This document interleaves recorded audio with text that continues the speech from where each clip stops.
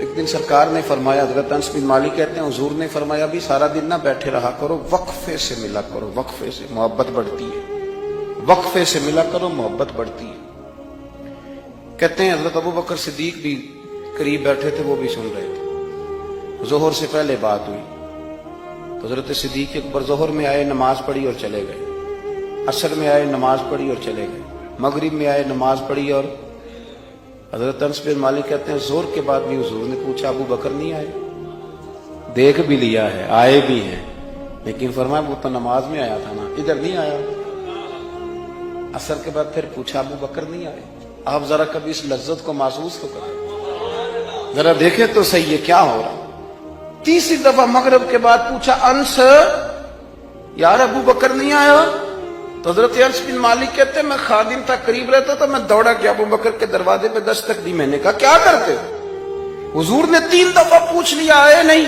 کہتے صدیق اکبر دوڑے آئے، حاضر خدمت ہوئے، حضور حکم ہو۔ کہا یار تو سارا دن میرے پاس بیٹھا ہی نہیں، تو آیا ہی نہیں، تو نظر ہی نہیں آیا۔ عرض کی حضور آپ نے تو فرمایا تھا وقفے سے ملا کرو محبت بڑھتی ہے۔ تو سنو یار، میں کیا اس کا ترجمہ کروں اس بات کا، میں کن لفظوں میں ان جملوں کو بیان کروں، کہاں سے لاؤں وہ کیفیات جو یہاں پوری اتریں۔ حضور آپ نے تو فرمایا تھا وقفے سے ملا کرو محبت بڑھتی ہے۔ تو محبوب کی آنکھوں میں آنسو چمک آئے، فرمایا ابو بکر کہا تھا پر تجھے تو نہیں نہ کہا تھا۔ اور یار کہا تھا کچھ لوگوں سے، تجھے تھوڑی کہا تھا تو نہ جایا کر، تو یہی رہا کر، تو رہا کر یار، تو رہتا ہے تو میرا دل لگا رہتا ہے۔ اور یار آپ سمجھے تو صحیح، آپ ذرا محسوس تو کریں، ایک باری میری آنکھیاں چوں اونا نے اتھرو پونجے سن، ہن مینوں چسکا پی گیا رونے دا، ہن مینوں چسکا پی گیا رونے دا، تے ہر ویلے آ ہوزاری دا۔ آپ ذرا اس لذت کو تو لیں۔ حضور نے فرمایا تو نہ جایا کر۔ آپ دیکھیں نا، میں آپ نے بات سنی ہوئی ہے، صرف اشارہ دینا ہے۔ حضرت صدیق اکبر نے یہ نہیں کہا تھا کہ لے جانا اور میری بڑی مقام ہے، حضور تمہیں پتہ ہے میرے بارے میں کیا کیا کہا کرتے تھے، مجھے گنبد میں دفن کر دینا، یہ نہیں کہا۔ فرمایا لے جانا، دروازے پہ رکھ دے، اگر دروازہ کھول دے، انہوں نے خالی دروازہ کھولنے کی بات کی تھی، تفسیر کبیر ساری پڑھ لیا، اگر دروازہ کھول جائے تو دفن کرنا، ورنہ جنت البقیع میں۔ فرمایا میں اس پہ بھی راضی ہوں، جنت البقیع میں دفن کر دینا۔ لیکن مولا علی کہتے ہیں ہم نے تو صرف رکھا تھا، اور ہم نے عرض کی حضور ابو بکر حاضر ہے۔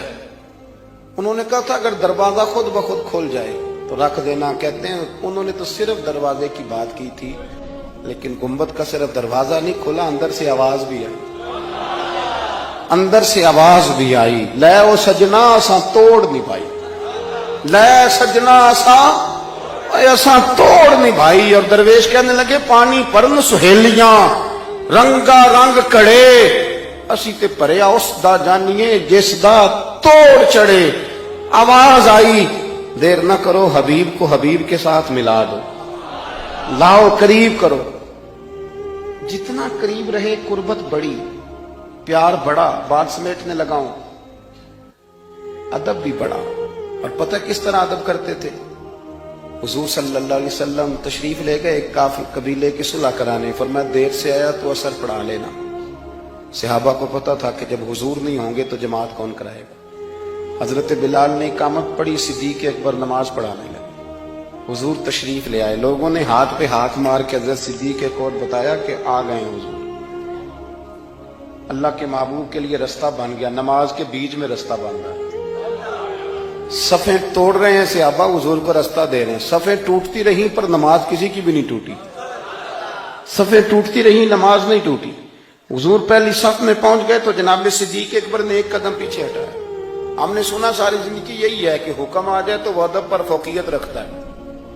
ایک قدم حضرت صدیق اکبر نے پیچھے ہٹایا تو حضور نے فرمایا ابو بکر نماز پڑھاؤ۔ انہوں نے ایک اور پیچھے ہٹایا، ابو بکر نماز پڑھاؤ۔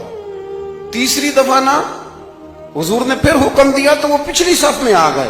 وہ دور بیٹھے تھے خواجہ غلام فرید، وہ کوٹ مٹھن میں، کہنے لگے نماز پڑھا کہ میں تین وال ویکھاں،